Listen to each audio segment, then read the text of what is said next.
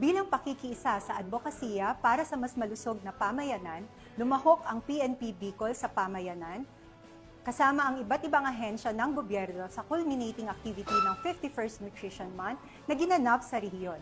Ang buong detalye ng balita mula kay Police Staff Sergeant Mercolito Lovendino Jr.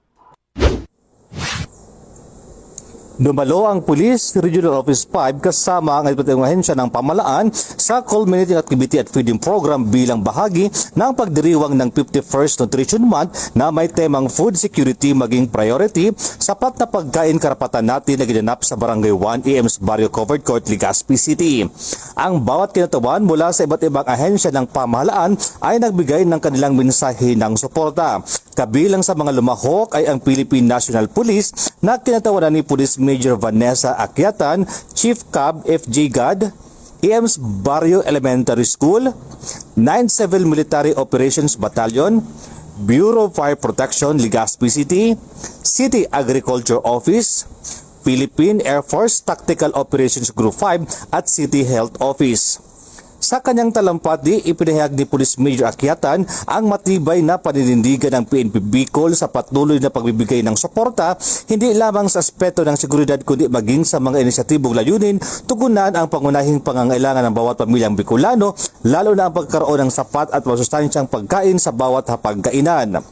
Nagpaabot din ng pasasalamat si Honorable Veronica Heraldino, punong barangay ng EM's Barrio Barangay 1 Legazpi City, sa lahat ng mga dumalo at nakisa sa selebrasyon. First, thank you very much. Yan po kita din. Ngayon po ay July Month of Nutrition. And welcome. Welcome sa ating Month Nutrition. So, ito ay importante para sa lahat, hindi lang sa bata o kahit sa senior citizen lalo na.